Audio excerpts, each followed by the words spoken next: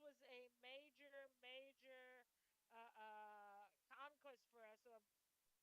Our work was never easy. We've always had a lot of to need to face struggles. Some states, such as Bahia and Pernambuco, uh, have faced so much struggle. Is that these workers' unions have been discredited. We asked the ministries to help us in our fight, and the minister said, um, we are going to have a video conference with these unions because we want them to know that they are going to be able to move forward. And now the fact that we're able to negotiate with the ministry has really pushed us forward a lot. I think we're running out of time here. I want to speak about Colatral, the Latin American Confederation of Domestic Workers. One of our founding workers was here, and from Brazil, Nayjani represented us. She's 93 now, and she's still out in the field fighting for her rights, and she's saner than I am. Colatrao has been working since 1988. It was created the same year our Constitution was created. So a group of workers from Latin America and the Caribbean came together to work as a region. Am I right, Cleide? Help me out if I'm not. And we've been working together since 1988 because we want to make sure all of these countries uh, have their have their rights respected and guaranteed. And we were able to make sure that some countries also were represented in this convention. 18 Latin American countries have become signatories, and as the Latin American Confederation of Domestic Workers, we're struggling to ensure that the three remaining countries sign. Some countries in Latin America don't even ensure wages to domestic workers, not to mention the rights that have been acquired here in Brazil. Brazil is one of the countries that has ensured the largest number of rights. We don't want to hear people say that we're not workers. We're not. We're not for girls who do domestic work. We're workers. Oh God, it slipped out. I'm still trying to find the words. We are the only ones who can work without money. When the union tax, now I remember that everything I wanted to say. Other categories called me to say how we can work without money because we've been working for 100 years like that. We can sell raffles, we can do lunch, we can sell lunch to survive, and this is how we work as collateral. We want to make our work have value because if one domestic worker without if a domestic worker is not working, a doctor will not work, go to his practice or her practice. If teachers will not help the population grow, so we generate profit, we make the country grow, and we are in the struggle for a better Brazil. I think that's what I wanted to say. Thank you.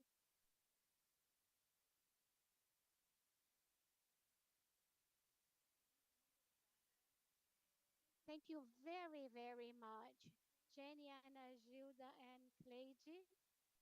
I'm really sorry for the technical problem here, the power outage here at the university, but I think you were able to listen to our three sisters, the teachers and colleagues, and they brought about some topics that we will delve deeper into over the next few days, which are problems, issues of the research, which are the value added to society, the access to rights and public policies, and at the same time, this shocking contrast between the importance of their work and the way they're treated by their employers and their lack of access to rights and public policies. So we must think collectively on how we value this care work and how we can guarantee that one of the most important functions in our society will be valued and treated with dignity as they should. Nadja? Now, I will adjust our schedule. I want to apologize because we've been having power outages around the area of the University of Sao Paulo very, very often for some um, weeks now, and our hearts throb. But maybe there is a cardiologist in our audience to avoid any problems with the next panel. We will not have a 30 minutes of for coffee break, but a 15-minute coffee break.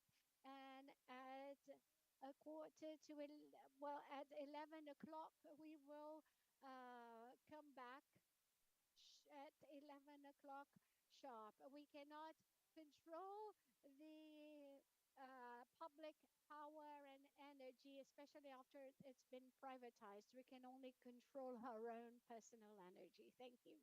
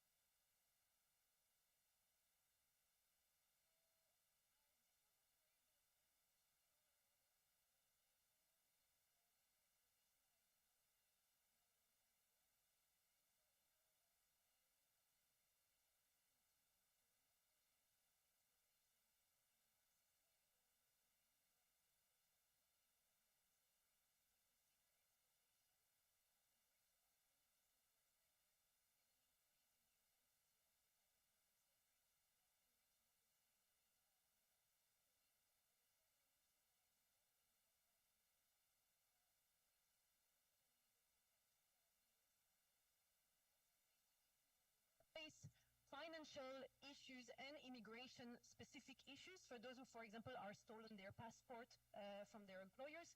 And the worst, kind of the more tangible one, especially in cases of modern slavery, are threats to shelter and personal security. So depriving people from basic needs and basic access to, for example, going to the toilet when they need, and restriction of movement and so on. Next. And so for the work, we broke down, because it didn't make sense anymore, because we moved from theoretical to practical, we separated financial issues from immigration issues for our work, because it didn't make sense anymore. So for the methodology, I'm going to skim through it, but one thing we didn't expect probably at the beginning of the work is the ethic application that took us up to 8 months. So that's time that now we can feel is missing a little bit in our last phase. So we spent 1 year collecting qualitative data to ask the workers what were their key problems, what were their key health problems, work problems, and how they perceived exploitation. We used that to draft the first questionnaire, and then based on that draft that integrated that framework that you've seen and their contributions, we get feedback from the country teams, and most importantly, we moved very quickly to asking the workers feedback on the questionnaire, if it made sense, if it was accessible, and how they felt about it. Often it was too long, often questions, they were like, well, we don't really care about this, and then we dropped them as we went through this process. So we piloted first in Brazil in a paper version, which was quite long, so thank you to the workers in Brazil for this first phase. And then we adapted it and then moved to the online platform that we then moved on to use, which was Qualtrics. And then we piloted it in Colombia first with the workers, also because these two countries were those with the lowest literacy rate and IT literacy for the workers. So we thought if we start there, then it would work elsewhere, where people have a bit more ability to use surveys and smartphones and so on. And we continued piloting. We piloted in the UK, a couple of more time in Brazil, and then we finally launched in UK as well, I forgot.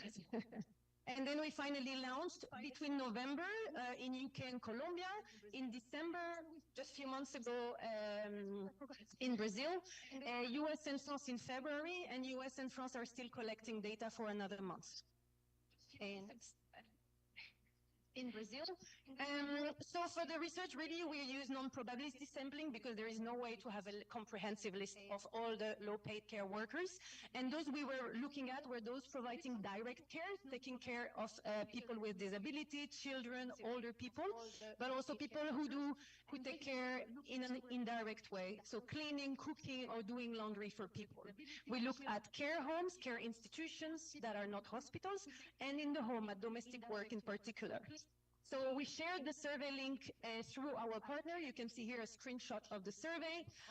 Through organizations, our network, a great mapping that was done in Brazil by Nadya's team. Our mapping as well that we did more in different countries, and we share through our networks. And now I'm going to present you a quick descriptive analysis because it's still a work in progress, so it's slightly different from what you have in the abstract. So I'm going to share specifically the data from Brazil and Colombia because that's the one we started first doing. And next. So roughly in Brazil, we reached roughly 600 people who started the questionnaire. The biggest part of our sample comes from organizations that we mapped and contacted. A bit on Facebook, we tried it. It's not ideal, but it did work a little bit. And we collected about 300 at the beginning in Colombia. But then when we look at the data that we can use for the one I'm more excited about, where I can conduct statistical analysis, the completion rate is of course lower. And we have, today I'm going to talk about this sample.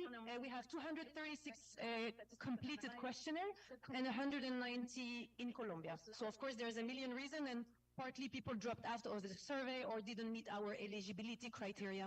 So it just reduced the data we can use for the most refined survey analysis. So participants' profile, they're very similar in both countries. There is no difference in our samples.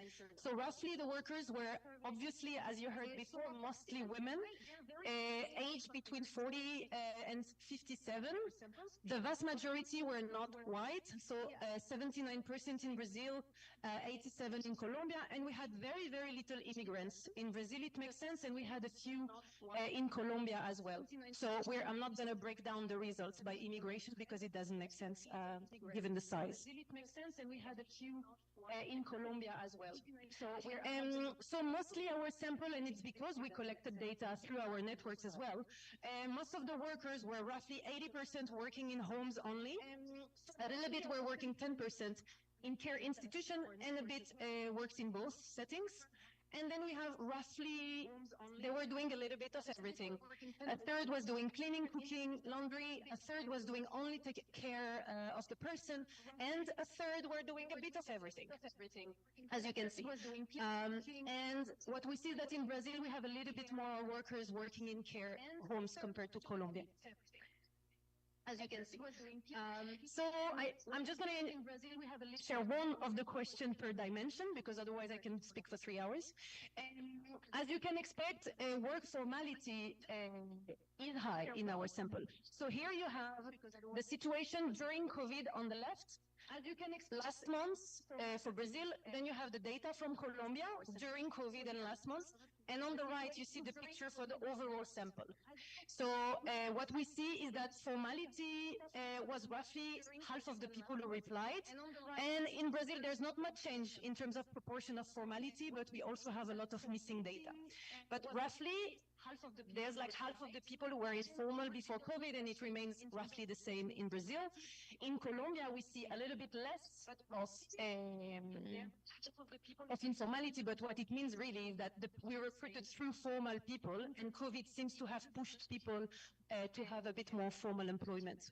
Informality, but what it means in terms of finance and salary issues, one of the biggest things we see in the data is that a lot of people had to get into debt just to pay for basic needs during COVID. 60%, it's roughly the same, the situation is the same in Brazil and Colombia. Roughly 60% of our responders have to borrow money to just pay for like their basic bills and food. The situation is better now, but still when we asked them last month, we still had 40% in Brazil who were in debt, and almost half of our sample in Colombia was still in need to contract debt just to pay for basic needs. And this is like a very important finding of our work. Half of our sample in Colombia was in terms of health and safety, a lot of them were injured at work. And so if we look, because the situation is the same, I'm just going to talk about the situation overall. In dark, you see the number of people who were injured. So during COVID, 1 in 3 workers got injured at work. Could be an accident, could be burnt or cut at work. And we're capturing a period of 2 years in COVID, 1 to 2 years. So it's roughly a third. And if we look last month, even if it reduced, we still have 12% of the workers who reported last month only that they did get injured at work. And if we look, and we're talking about, remember, half of the sample that is informal, so with limited access to protection as well. Did get injured at work. And if we look, and we're talking, and remember, half of the sample that is informal. Another important thing to remember is that roughly 40% of the workers had to pay for equipment just to do their work properly. So they're into debt, they have a low salary, we know, and on top of it, they do have to pay for material just to conduct their work. So during COVID, 40% of them needed to pay for equipment, and the situation is better now, but still, a third of them, 1 in 3, still declares that they have to pay from their pocket just to do their work that is poorly paid. And the situation is better now.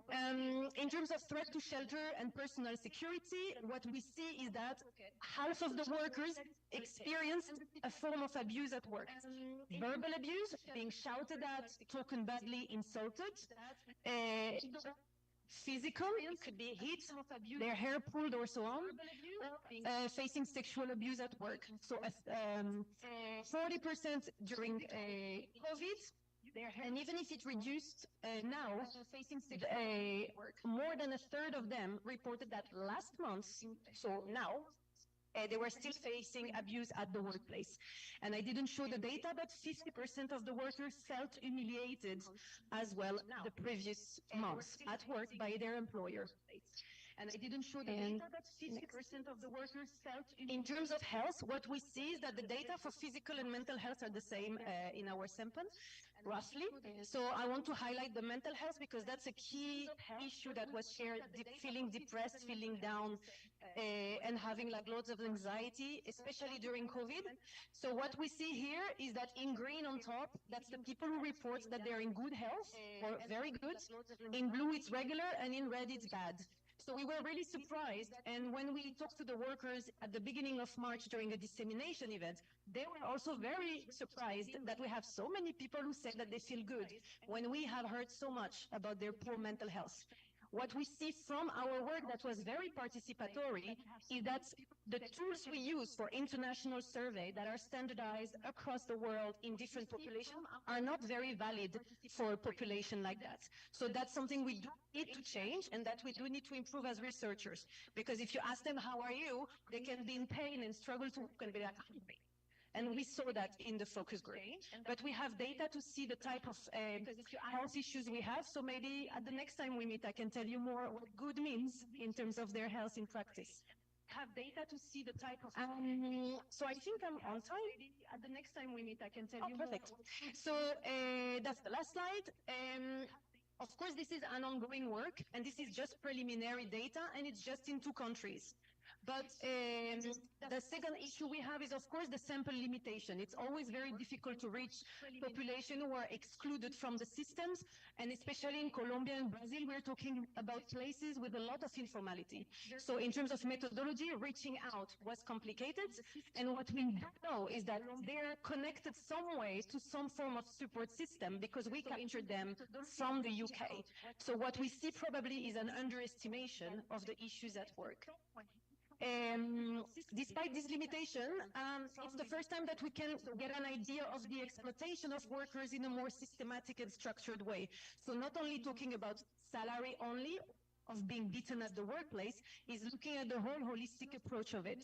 So the next step of our analysis will be to try to develop a measure of exploitation that we could then refine through time so we can understand better the situation of modern slavery, for example, in our sample, or situations that are more precariousness more than anything. So we do see roughly in our data that the situation is a bit better when we're looking at the last months compared to COVID. So we do see roughly, sorry, I do speak fast, sorry. What we do see is that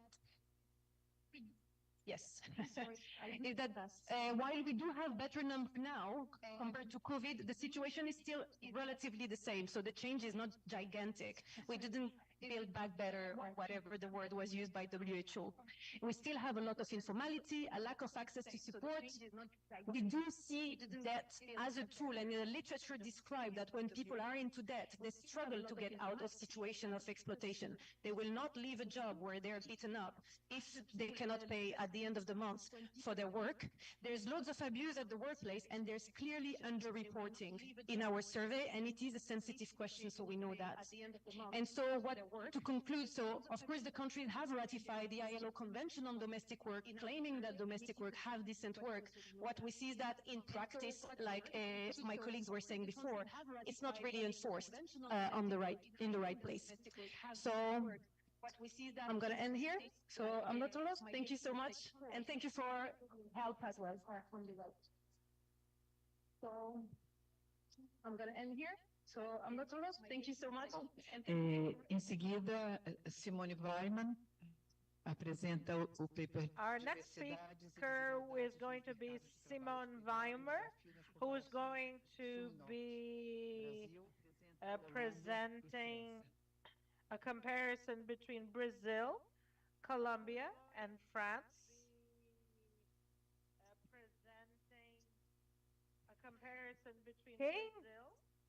Eu vou apresentar uma comparação entre Brasil. Bom, bom dia a todos. É um prazer estar aqui falando para essa audiência.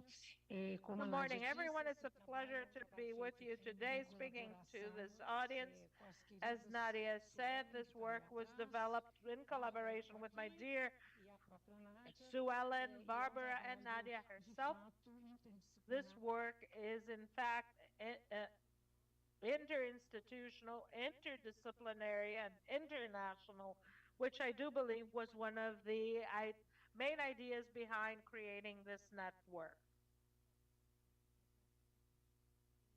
So please, next one.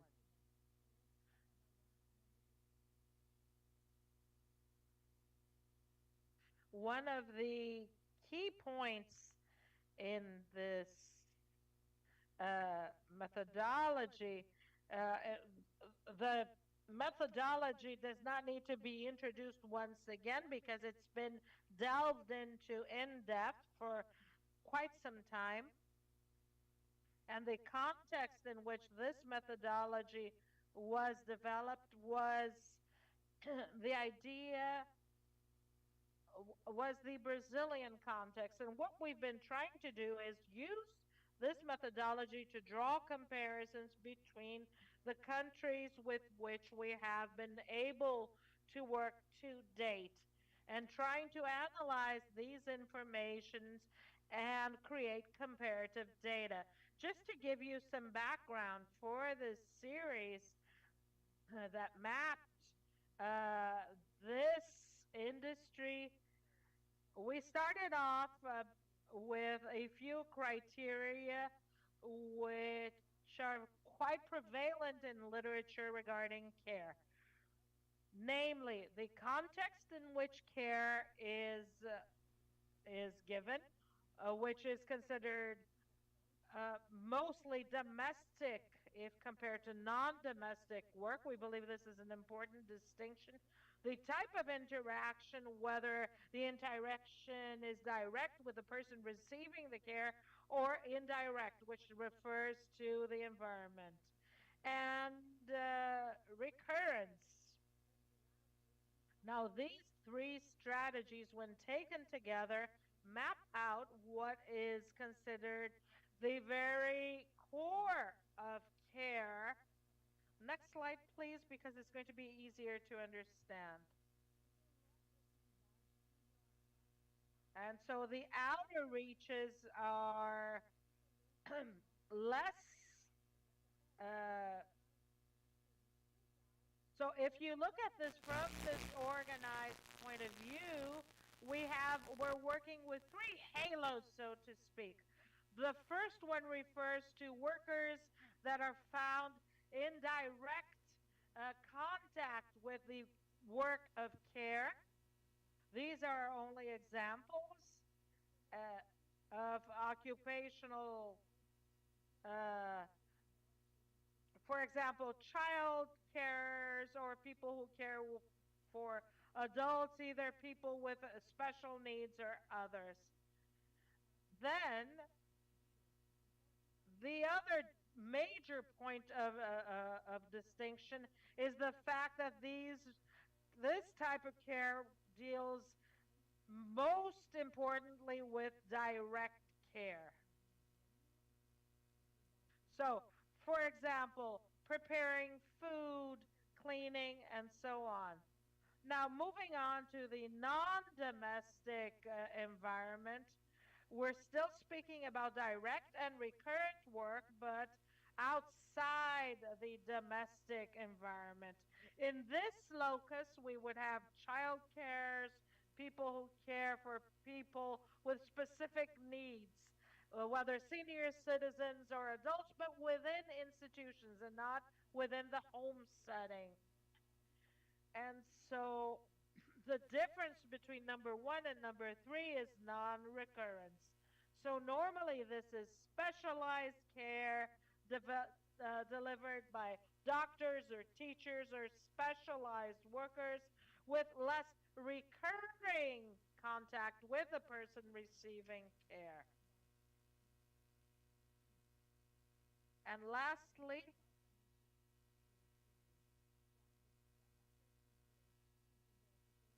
this last part is quite similar to indirect care within and without the home setting. So this means preparing food, circulating, or food, cleaning foodstuffs, and so on. So all of these types of care that happen outside the home setting. This image Barbara sent me late at night yesterday, and I really wanted to put it in here because it really shows pictorially what we are naming as halos, what is more toward the core and more outside. So the changes from near the core or outside does not mean comparative importance. They are all equally important.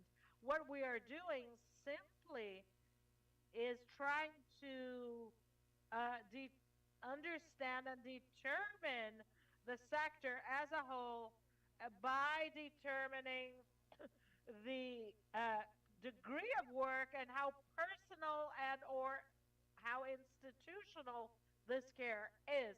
So when we're describing the care, we're going to see that these distinctions are very marked. So this industry shows very clear heterogeneous characteristics. And when you look at it from this way, when you're considering these halos or concentric circles of care, we can see this difference quite clearly.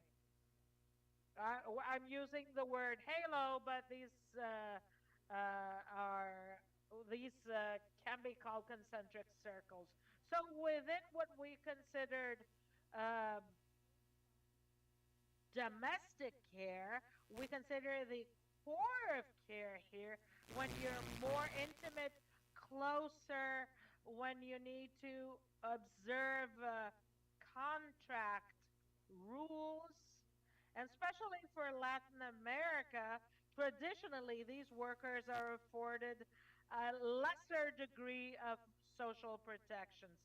In terms of challenges, the most main challenges for these workers, firstly, the survey methodologies are designed for each country's context and limit direct comparability. And, and of course, you need to really pay attention to the specific characteristics for each market.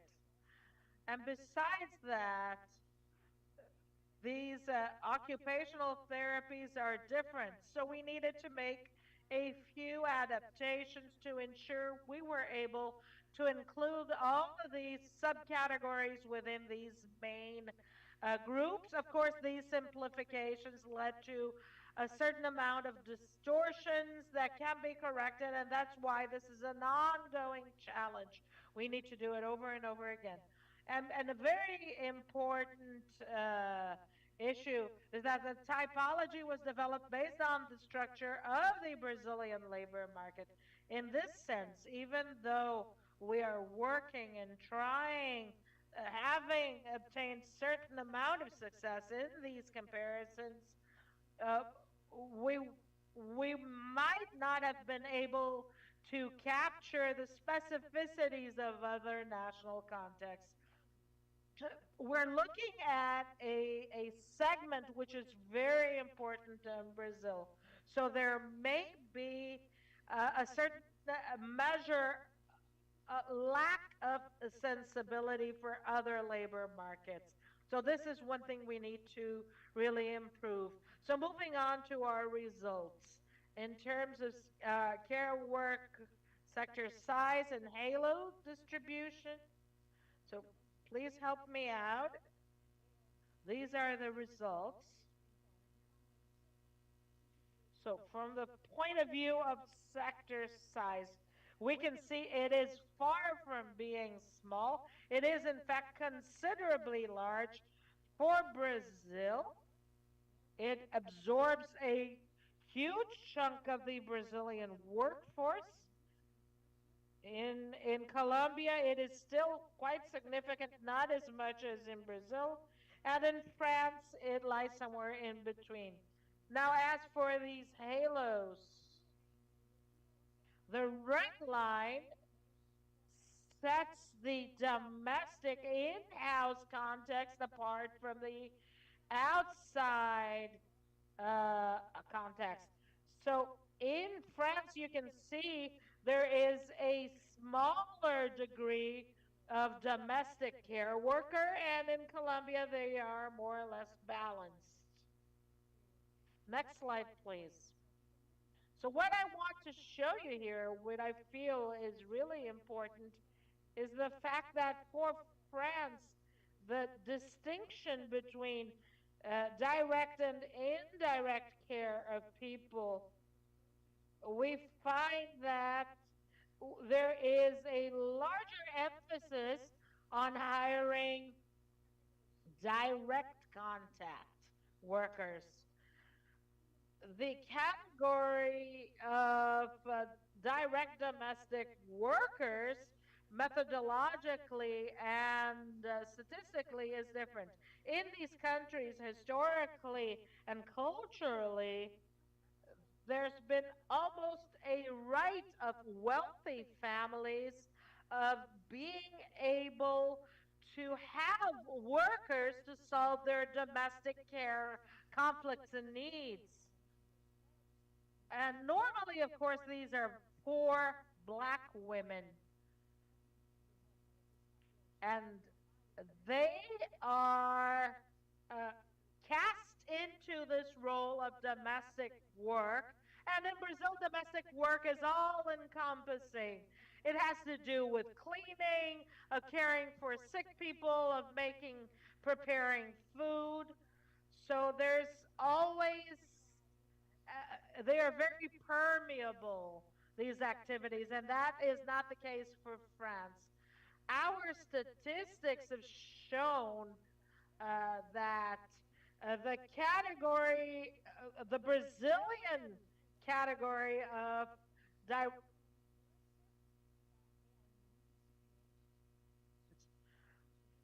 so this is still at its onset because of the way that this information is captured. What is important to understand that in France, domestic homework is less relevant, and in France, this type of care is delivered more by institutions and less by domestic care. So moving on to the next one. This here is quite well known in terms of gender. When you go from the inner to the outer rings, you see that the proportion of women becomes smaller. At the core, it's almost 100%. And as we move on towards the outer rim of the halo, it becomes progressively smaller. Sense of educational care. In the case of France, there is a discrepancy between Colombia and Brazil, even though there is a more relevant presence of people with a higher educational level. We have some experts, professors who have who have a higher education, and the more in a halo is more elementary education. In terms of progression in payment, we see incredibly low salaries in Brazil and Colombia, but they have a lot of, when the performance is in direct work, they are very poorly paid. The difference between this halo and number 5 is that here we have more men than women, and in comparison we had more women than men in the previous case. Here we have a very important case, is the point of view of the employer. So what we see is that in the French case, we have uh, participation of the state, even though the private sector has increased around throughout time, but in comparison with Colombia, it's a lot more significant. It's much higher. So in Colombia and Brazil, in Latin America, we have a high participation of domestic workers. We have an expressive uh, participation by the state in France performing health and education work because of, in terms of those works, those types of work. This is, let's go to the final slide. In terms of the type of contract, I wanted to show that the types of contracts are very specific, and this is why I'm not going to talk about them, because we needed to specify the context of employment, the kind of contract, but they all reflect the idea that in the domestic realm, the contract is less formal. And my conclusion remarks is that these comparisons have revealed important similarities, especially in terms of the composition of the halos, which structure a differentiation between the types of care, but also very important specificities. The similarities are in terms of the sector and the inner halos concentrate women, low educated, and racialized worker. Uh, the inner segments tend to have more precarious conditions, and the outer halos have a more heterogeneous uh, composition because of the work, the halo number 5, which have include indirect work. In terms of specificities of in the different countries, France has a stronger presence of the public sector, even though that has changed throughout the years. In Colombia, uh, and that is that's very different from Brazil, where things are more balanced in terms of the public sector and the private market. But in Colombia, the care sector is dominated by the private market. In Brazil, education and healthcare services include most of the workers. And that's how I conclude. Thank you very much, Simone. You were 3 minutes over. That's not a big problem.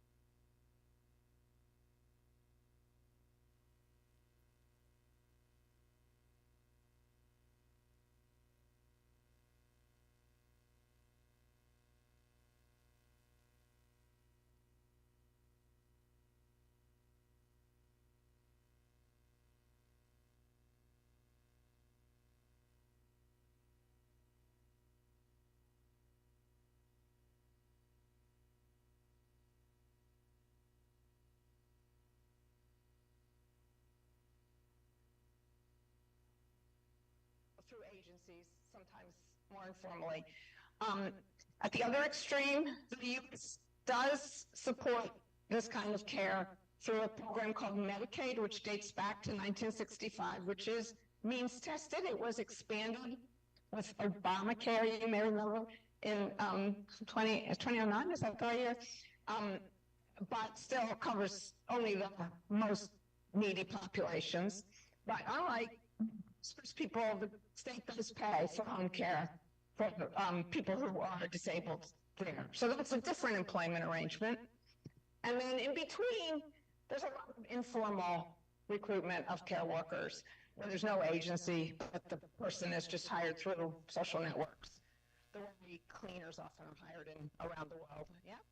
So we wanted to understand better how this works, and especially the last, which is sometimes called the gray market. There's very little research on it, so that was our kind of goal. Okay, next slide, please. Sorry. That's okay.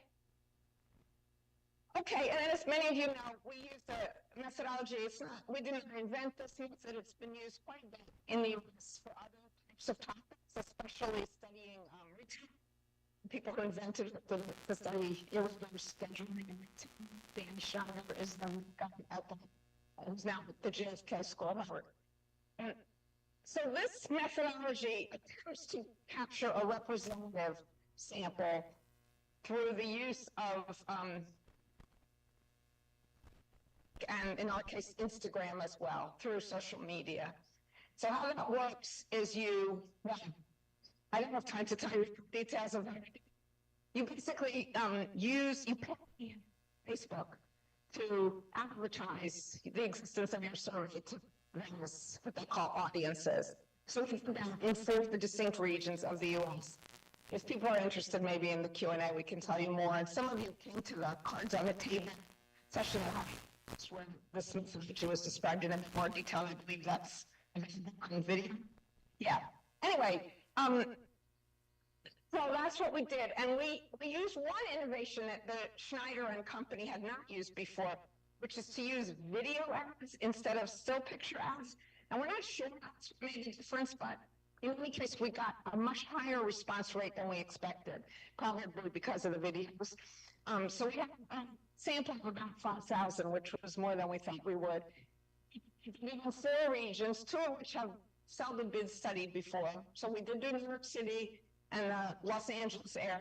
There's a lot of quantitative research on this kind of work in those places. And then we also focused on the southeastern U.S. and the southwestern, which have hardly been studied at all. So, and they're very different, as you'll see. We did it in 5 languages: English, Spanish, Russian in New York. There are not that many Russian home care workers elsewhere. Chinese and Tagalog, what Filipinos speak. We had a very modest financial incentive. You enter a raffle if you agreed to participate in the survey. We tried to keep, this is very different from Saba's project, we tried to keep the survey very short to encourage people to complete it. Even so, we too had many incomplete ones. That number I gave you, though, 5,000, is mostly complete. What else? And so the magic of this methodology is that you can, you don't get an entirely representative sample through Facebook, but you can then weight the results using existing survey. So that's what we've done. Still working on it, actually. Be the, I'm not going to share today. We'll meet again somewhere. We've been just near the end of the survey invites people to be interviewed in more detail, and we're going to complete 100 interviews. We've done about 70 so far, or something like that. So in the 5 languages, which is challenging, we're doing it. Since Trump, it's become more difficult, I have to say. We think that some of the immigrants, especially, are more reluctant to talk to us, but we have to complete that bit of it. So those are under right now, and we pay people money for those, so that helps them. I don't think, I'll just share, because I think this may be an issue in your survey too, in a different way. My hunch, we can't prove this, is that the people who agree to do the interviews are not representative of the bigger survey. They're the people who are really into doing this kind of work. A lot of them say things like, oh, I do this because I love my clients. I really care about care. You know, it means a lot to me. Then there are people who just do it for the money. We've heard that probably in half the interviews. People have said things like that. So they are probably not typical. I think yours are not typical either, but who knows? There's no way to know. Okay, next slide, please. Okay, finally, some data. This is hard to read. I'll just point to a few things. So this is region, most of the world, these are women who do the work. So you're going to see now the demography differences in the regions. Notice that immigrants are much less in the Southeast and Southwest, right? No, it's my voice, it's not the microphone. So, okay. On the other hand, non-Hispanic, NH's non-Hispanic collected is, well, anyway, he knows what that means. Many in the Southeast and Southwest, thank you. And also many more African Americans, Blacks, especially in the Southeast. These data survey because older people are more likely to use Facebook these days. People more did for that. So still, there's a lot who are older, and mostly not very highly educated. And you can see the ends, the sample size is down on the bottom line, so there's thousands. We're going to lose a few more as we continue cleaning. We've done a lot. Please. What are we doing for time? Okay, I think we can do it. Okay, 2 months, how long have they been home care? So, varies. More is in the poor parts of the country. The union membership is virtually non-existent in the Southeast and Southwest. I think these numbers are, people didn't understand it. Some union in a second job or something. Basically, same as other kinds of organizations. I'm just going to skip through this because I'm going to run out of time. Otherwise, the rates are quite a bit lower in the Southeast and Southwest. And we suspect that these data are still not clean. That is, that the gap is even bigger than shown here, but we know. That's probably enough. It's in the paper, those of you who have access, so you can study this more carefully if you want. Slide, please. Ask them, why did you decide to do this kind of work? And a lot of people what I said before, they like helping people, even in the survey. Many people talked about, this is from the interviews, cared for their own parent who was dying, and then they saw how important this work was, and they decided to do it for money, that kind of thing. Some have ambitions to, especially the immigrants, to become healthcare professionals, of a higher qualification level. You can see that numbers that say they used to care for a loved one. And the better pay is not much of an incentive because some people do say that. Okay, the next one, please. Okay, so here we finally have the variation by types of employment. Quanto à variação em termos de emprego. E essa é uma dimensão bastante importante que a gente sabia, a gente conhecia antes da pesquisa. Talvez seja até uma questão óbvia para vocês, mas se vocês forem analisar as horas, aqui você não vê tanta variação em tela. Mas a questão importante é o seguinte, as agências e tudo que a gente chamou aqui de direcionado ao consumidor, ou seja, custeado pelo Medicaid, and Medicaid. It's paid for by the government, by the state, by Medicaid. Is the nurse comes to the person's home, evaluates the case, decides, okay, Mrs. Smith is entitled to 20 hours a week of home care. So the hours tend to be shorter, which from the worker's point of view means they don't make as much money. It's difficult to patch together a living from part-time jobs. The richer the client, the more likely it is to be full-time. It's not surprising, but that shows up here. So the reason the gray market hours are longer is essentially that. Can we have the next one? And that was reflected in the pay rates too. Well, this is complicated. Notice that the market pays the best, and again, we suspect the gap is even bigger than shown here, though we're still figuring out what how to clean the data better. So this is ironic. These are better jobs. The unregulated work is the best job in this market. We have to figure out how to explain that. We have some ideas. One is what I already told you about the way the if it's regulated by is sort of the terms of professional thought. And then another is that if it's an agency paying, the agency steals, agency takes a large share of the pay that is provided by the client. So if you're in a good market, that doesn't happen. So you get more money, right? It's sort of obvious. Agencies, clients complain. I'm sorry, there's complaint that the agencies and all this. Of course, private employers can do that. We have not seen as much of that. So it's the finding here, and I think there's maybe one or two more. So we asked, just to get a sense of how happy people were doing this work. So you're thinking of leaving this job for some other kind of work. And so here are the percentages. Most of them are not. There's less intent to leave in the big market, which isn't surprising. See the last column there for all regions? I don't say, well, that's the biggest one. In New York and the Southwest, they have some of the higher rates. I'm not sure you just so low. Anyway, we didn't have question to capture how many people understand to speak, but this was one of them. Next slide, please. This is also the same, how satisfied. So, the kinds of sociology, that's a terrible question. Everybody says I'm satisfied, but you still see some variation here. So, we asked a question about how much you can, the average, the stability, which can be an issue if your hours fluctuate all the time, and benefits, which that's a weird question because we asked it to people who simply earn benefits and most people don't.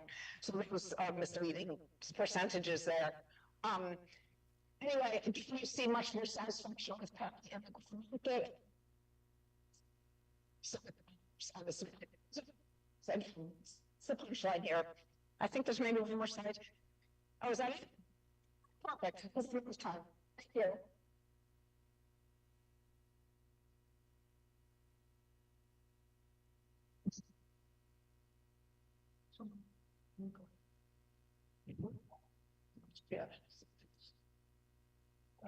Spanish translation not working.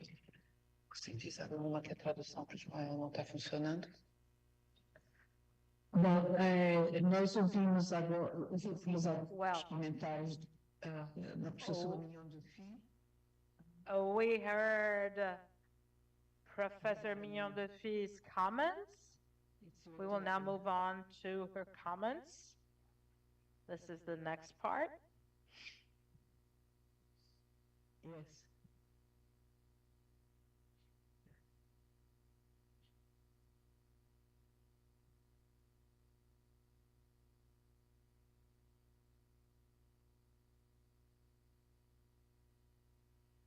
Can everyone do?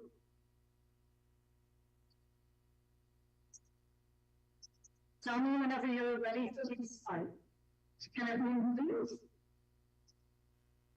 I'm sorry, the booth does not understand. Thank you for inviting me and this exciting and important conference. I'm I sorry. wish I could be there with you in person, but I'm grateful to be able to participate and be engaged in the dialogue generated by this extraordinary international collaboration.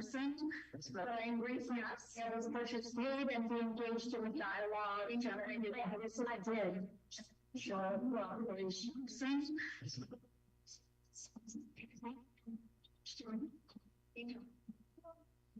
The presentation, so forgive me if I respond to something, but paper is not for beforehand.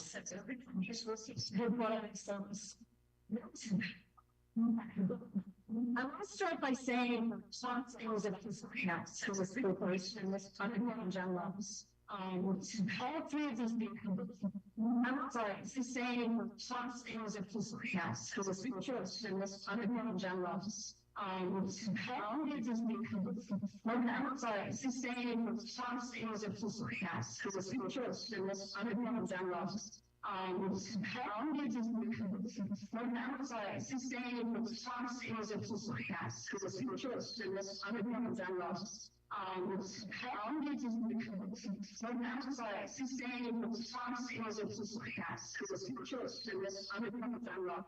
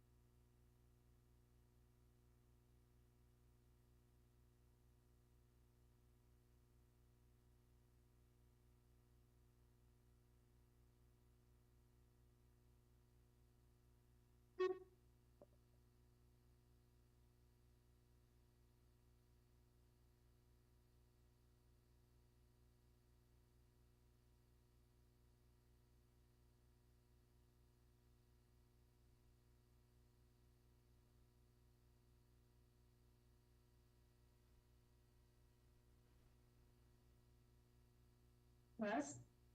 Hello.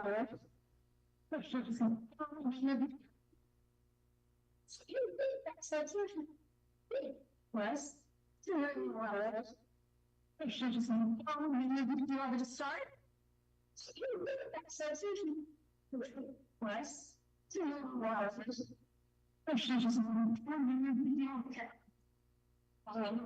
So then, thank you for allowing us. It was specifications, very much wanted me to be able to kind of see. So then let me start again. I think our most important hours. That's a better. The concern vehicles papers are extraordinarily ambitious and measurable projects. So some both of them, data collections and data analysis is happening. These papers are attempting to these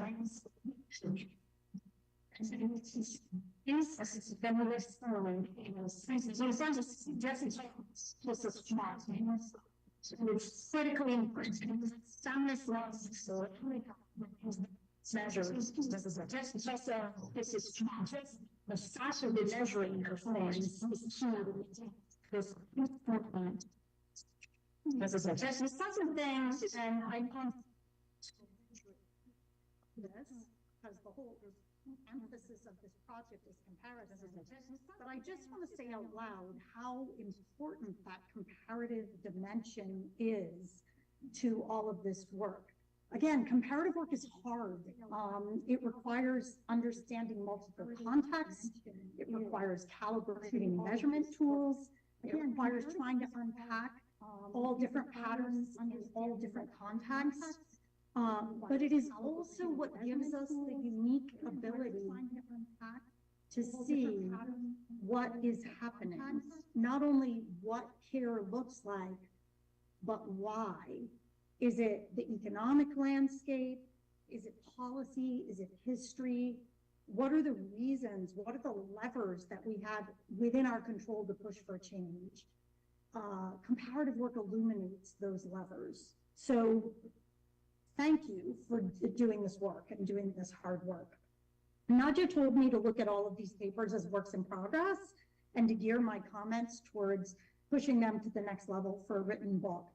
I have a set of comments about each paper, but I want to be clear, these are not critiques. I am confident that they are things to have thought about. What I do hope is that they will kind of crystallize and bring to the forefront and help in pushing from the data that you have now to what the stories are that that data tells, because there are a lot of stories.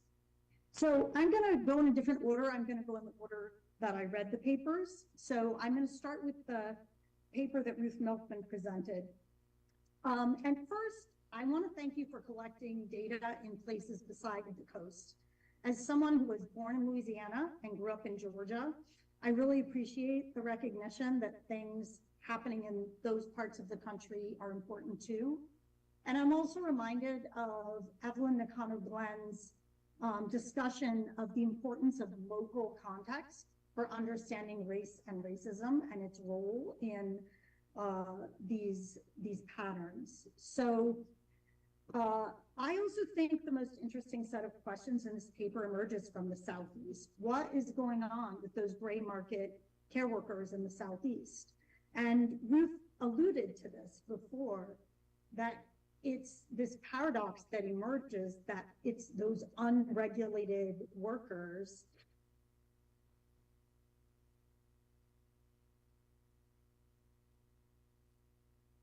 longest tenures, some of these by huge margins.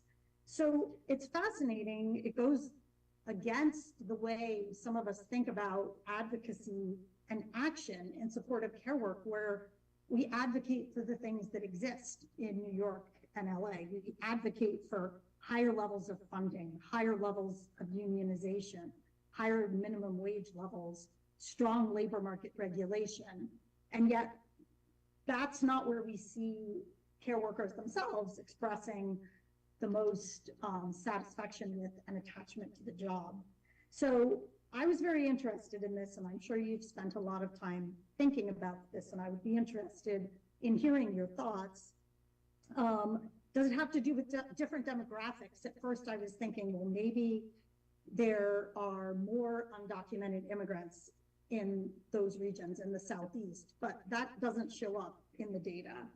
In fact, a much higher percentage of workers east than in New York or California are white.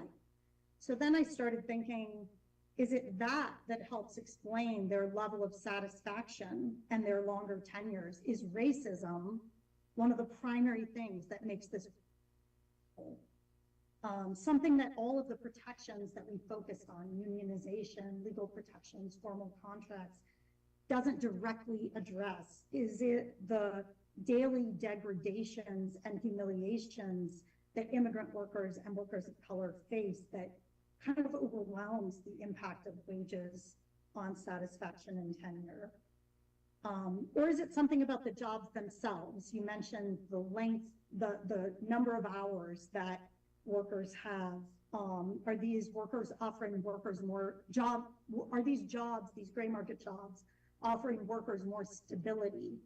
For a long time in the domestic work arena of scholarship, there was a lot of emphasis on overwork of domestic workers and on kind of expansion of hours, but this seems to be pointing to something a little bit different, that workers in agencies maybe are suffering precariousness from the opposite problem, right? From not having enough hours, and then that gray market gives something more of that stability. But I also think there's something interesting regionally going on, because in Los Angeles,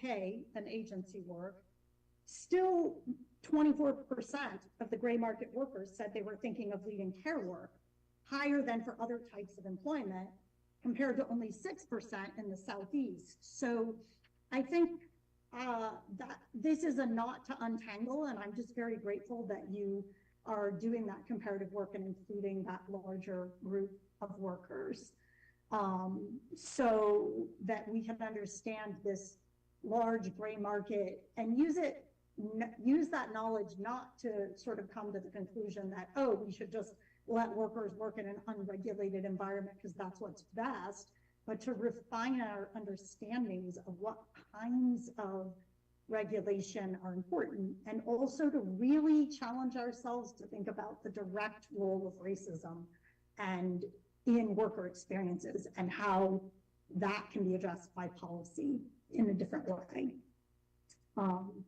Okay, the next paper I want to talk about is the one that Simone presented on the Halos of Care model.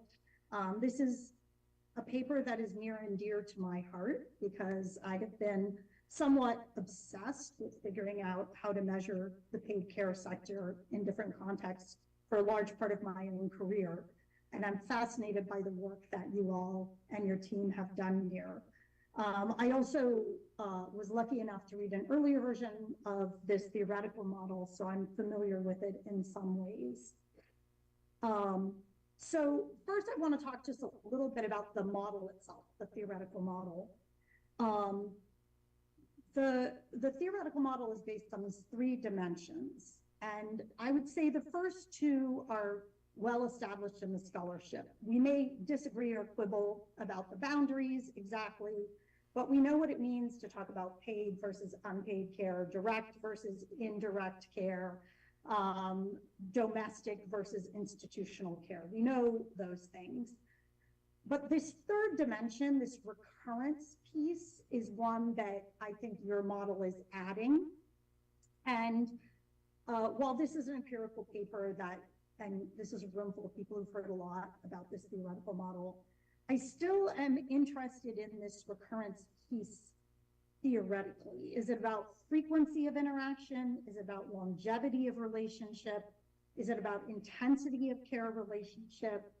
The examples don't always make this clear to me. For example, in the non-domestic, less recurrent care, you include personal care professionals like hairstylists.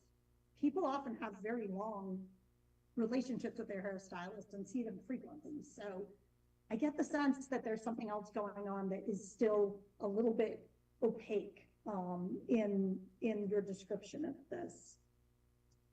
I also think one of the things that's interesting in the comparisons between these countries is you do in the paper, you didn't as much in the presentation, but in the paper, you do talk about the context that lead to these differences, the kind of public sector, private sector, the different demographics, those kinds of things.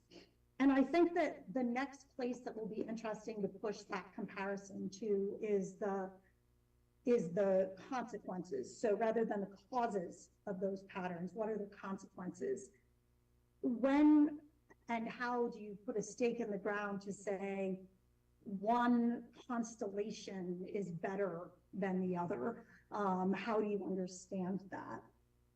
I also think the discussion of precariousness, you talk about the precariousness being primarily both at the core and then at the periphery, and that those middle halos are more or less precarious or more heterogeneous.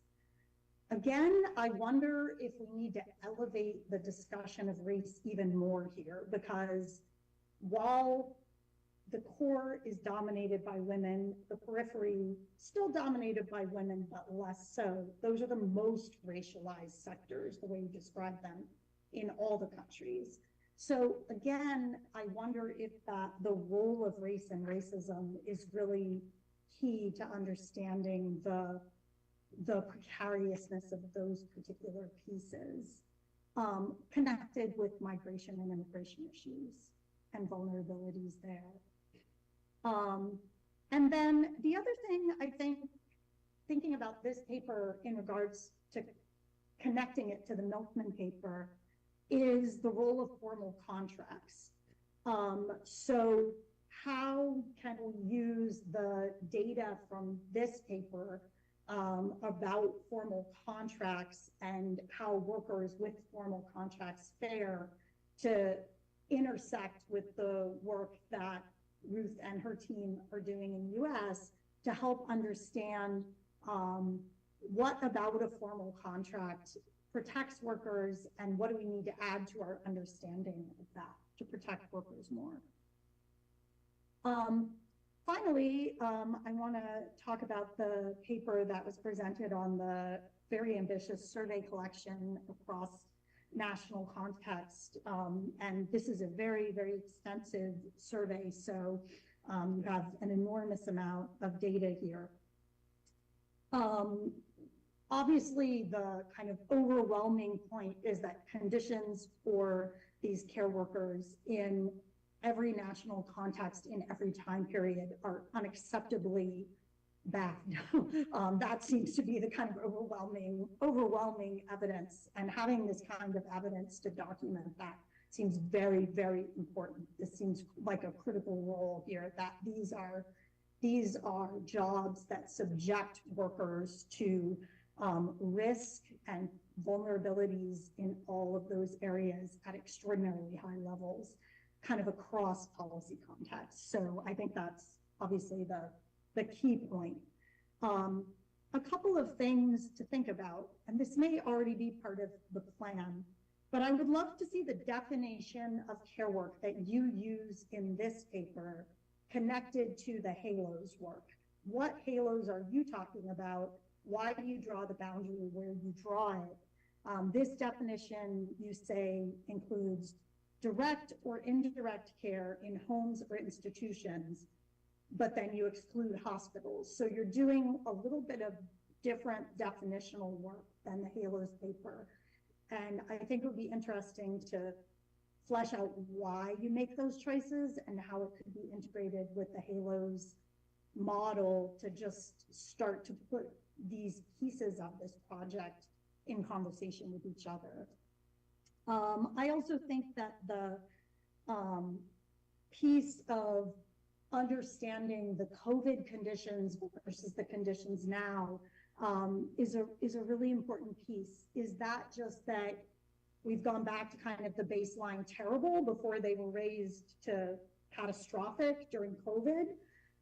Or is there some space where the raised visibility of bad working conditions for care workers during COVID helped push to improve things? Again, still to unacceptably bad levels, but the kind of unionization, visibility raised during COVID, has that helped in some national context? I know in the US, we had a moment and then it got quickly squelched. But in other national contexts, has that been more persistent, that kind of raised visibility of care? And another space that I think this could be integrated with the other two papers is around this issue of formal employment contracts, to kind of look at the bivariate relationships between having a formal employment contract, being in a formal employment situation, and working conditions, and under which conditions that helps. And again, given that most of the participants, at least in Brazil and Colombia, are non-white, where does race and racism kind of overwhelm all those other pieces? So in closing, I just want to emphasize again how grateful I am to all of you for engaging in this very difficult and critically important work. I'm honored to have been included, and I look forward to some robust discussion in this session and leading up to many publications and many more integrative sessions bringing this work together. So thank you very much.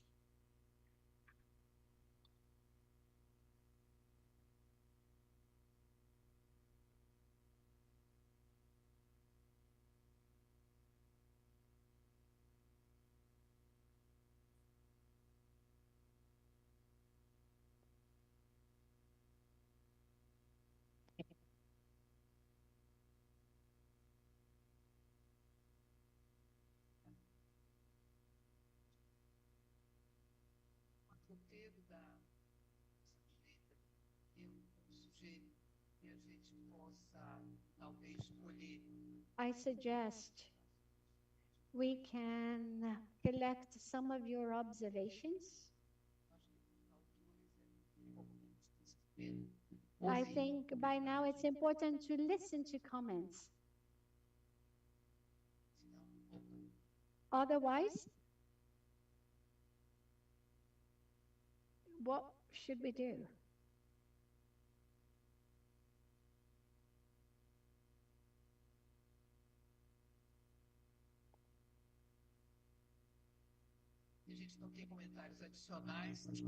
If we do not have additional comments, then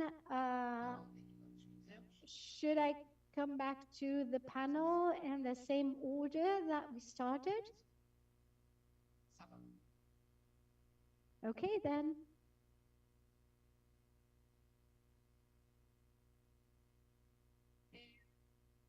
Yeah, thank you so much for the comments and for putting things in discussion with each other.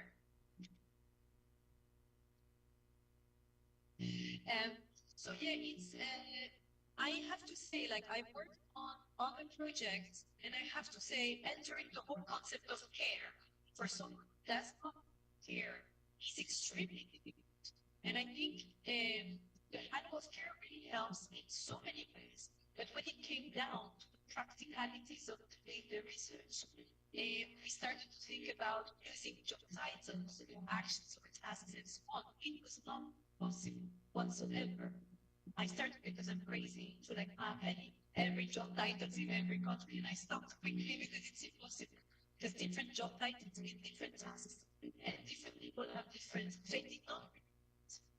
What I know about it, so I went back to basics and ILO definition, and we really focused on domestic work as done in the law.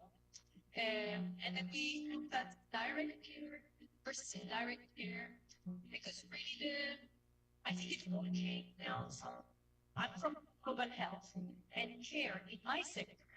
And so if you tell me, I thought healthcare, and I thought hospital, and I thought nurses and doctors, and that's what the literature in health is about. And so during COVID, I started to, and all the papers were about hospital-based nurses and doctors. So we thought, who are the forgotten ones? And we went back to our social justice approach.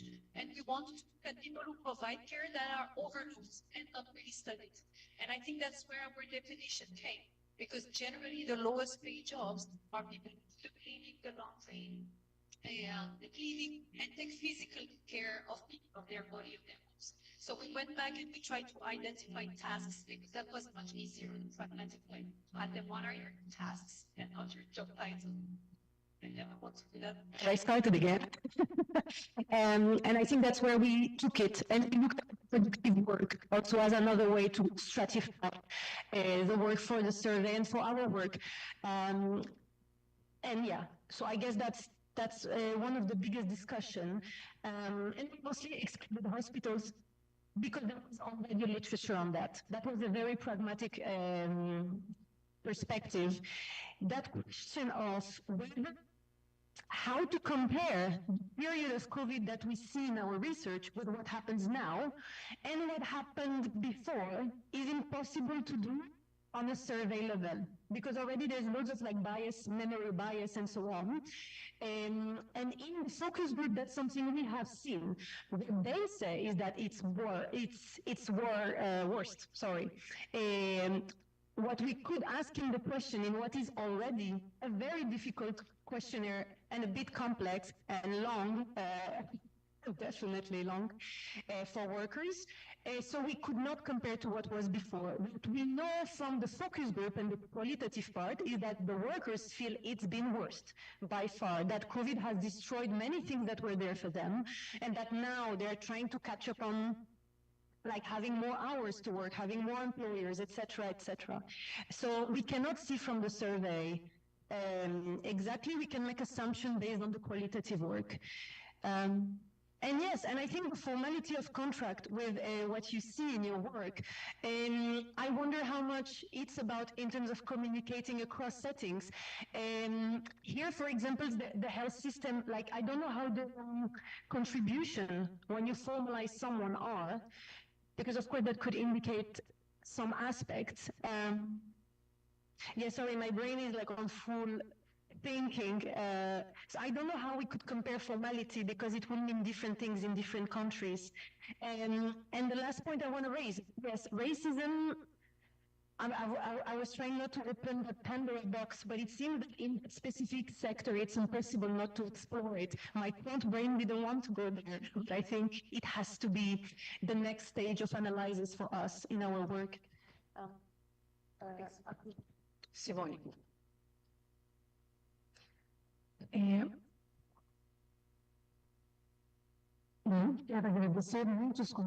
I would like to thank you for the other comments that were very important. And also, I think some questions depend on the conception. And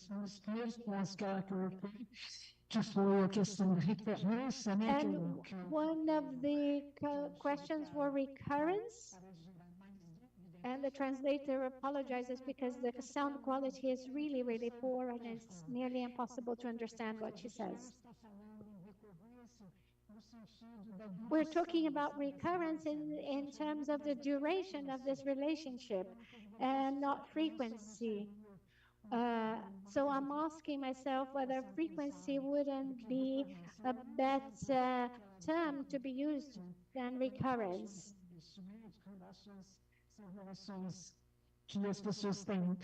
In terms of relationships, sometimes these relationships lasted a lifelong time.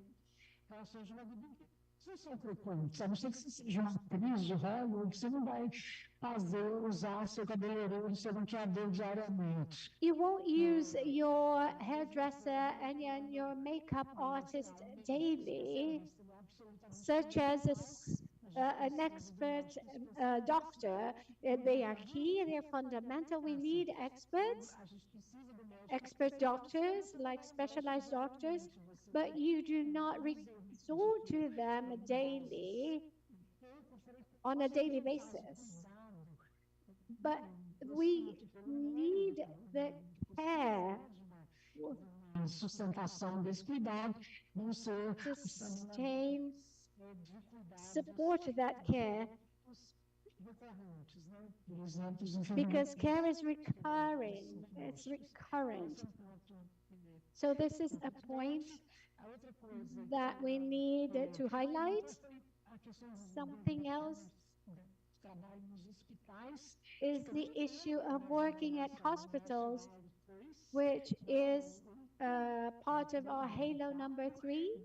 I'm sorry, and number 4. I mean, it's on both, on Halos 3 and 4, but they're more frequent for instance on Halo 4, which is nurses who deal on a daily basis with care. And doctors also deal with patients on a daily basis, but sometimes once a day for a few minutes.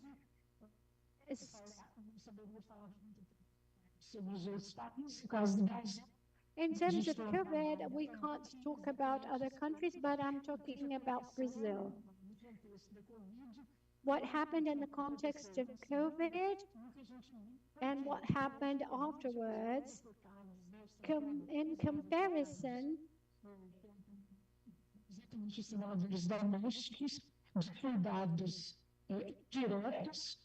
in terms of direct care, domestic workers could be dismissed. Some of them were actually fired, but they recovered their jobs very quickly after COVID. Como se tivesse tido impacto enorme, mas que não tivesse deixado muitas marcas. Isso do ponto de vista dos dados. It was a great impact, but it didn't leave many marks. But that's from the point of view of the data. We need to look at qualitative data. From the point of view of the people who felt the impact. In terms of informality of contracts, which is where our studies intersect, we're not very clear in terms of the satisfaction level. But we know that there is a choice by workers,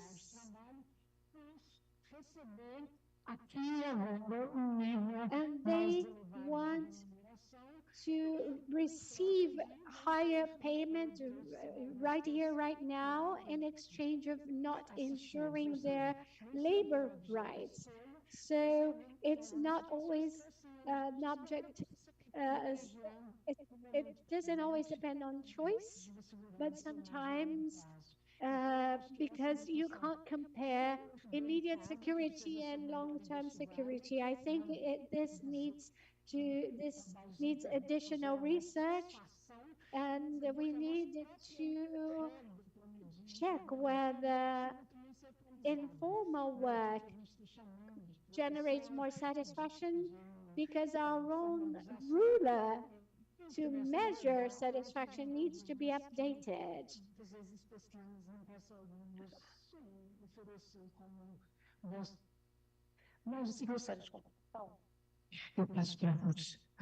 Now I'll pass the floor to Ruth.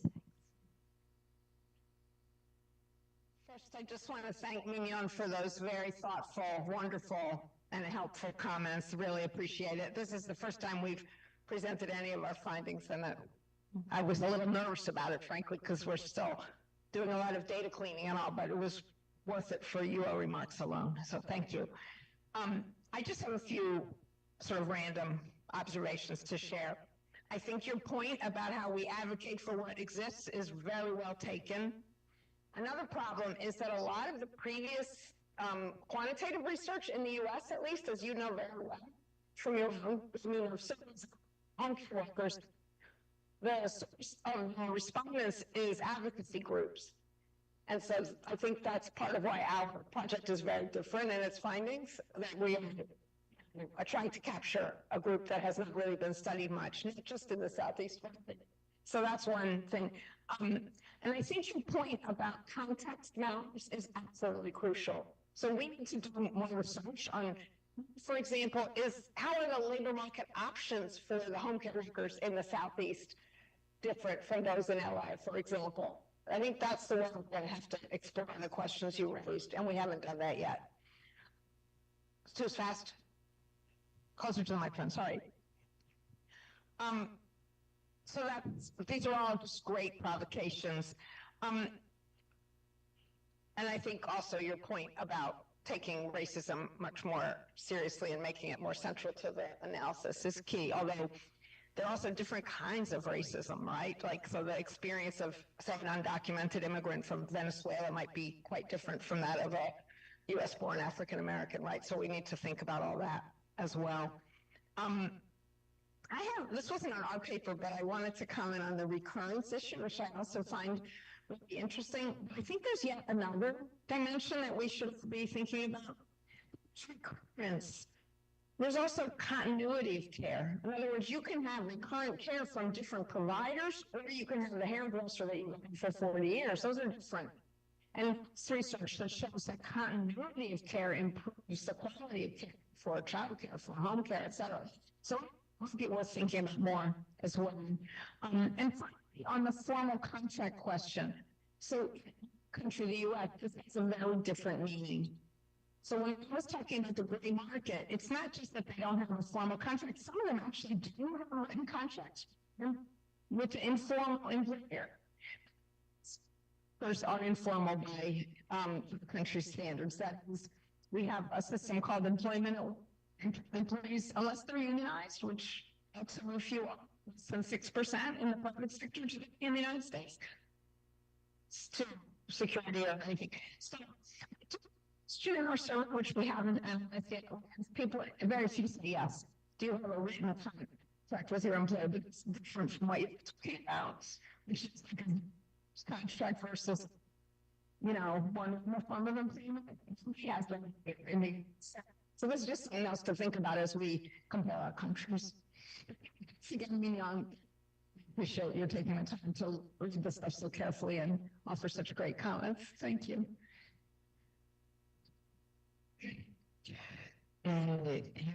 Acho que eu não estou sendo ficar desanimado a colocar aspectos. Eu acho que não existe uma conversa da mesa antes que a gente pare para o almoço. Before we wrap up for lunch, sobre a dimensão da reprodução. A gente já teve ocasião de conversar antes. Perdão, I'm so sorry, the booth cannot hear or understand what she's saying. The sound quality is quite poor.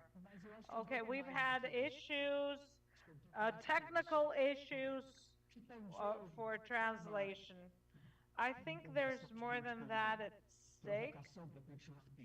And now this is a provocation, so we can keep analyzing. Okay, the issue of continuity. So besides the issue of continuity, there's also the issue of dependence. That we're always on a knife's edge here because we're working with secondary data which were collected from the following way. Someone describes what they do, and then somebody else classifies what this person do, and we work with the results of this classification. So till today, the social relation of work that is established, we don't know whether it really is related to what is actually needed for that service provider. So we're working with secondary data. A few years ago, there was a change in the information and research obtained in São Paulo.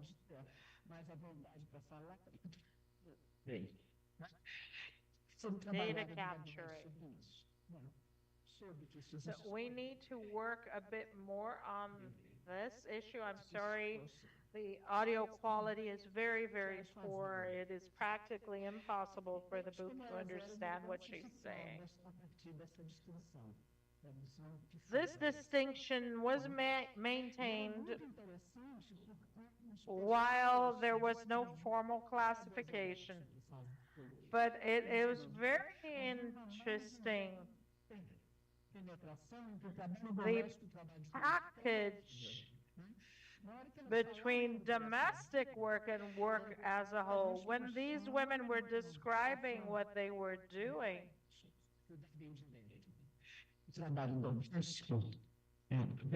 when we're considering domestic work, passada permanentemente nos cotidianos, as pessoas falavam. So this as as mulheres mais especializadas em mais se diziam cuidadoras. When you are classifying women, se diziam domésticos. Seja, ao fim de contas, quando nós, pesquisadores, trabalhamos com uma classificação... At the end of the day, when we, who are researchers, work with a resulting classification,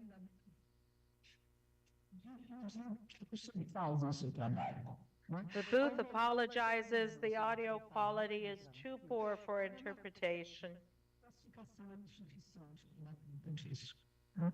The audio is breaking up quite severely.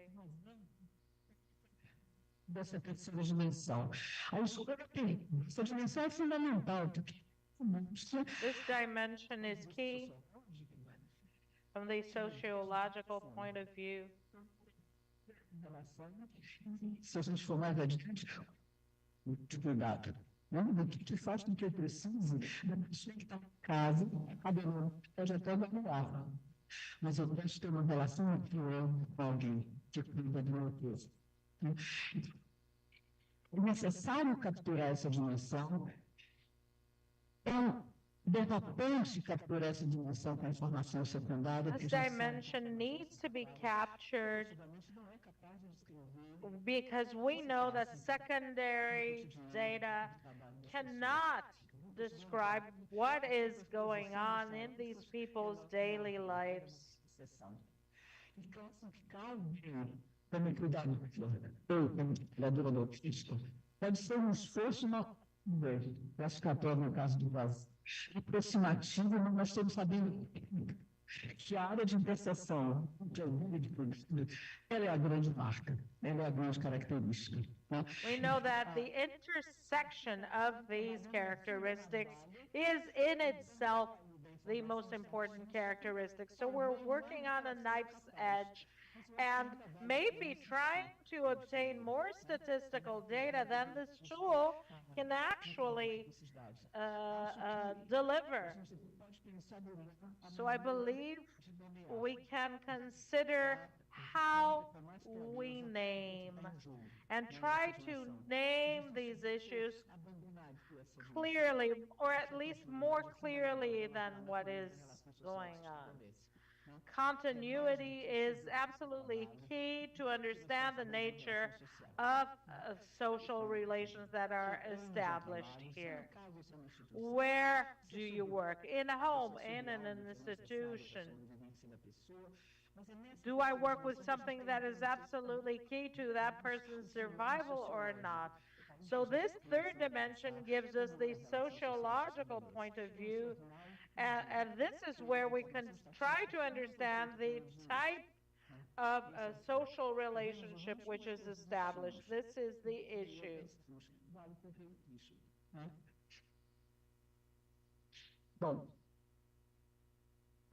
Well, as estatísticas. Bom, continuamos abertos para we are still open for questions. Vou fazer uma confusão se eu fizer isso, né? Desculpa, Bruna. Maybe you need to think.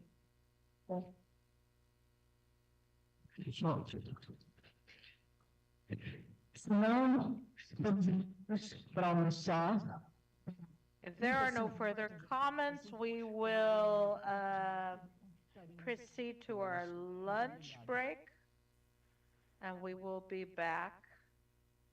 Thank you very much.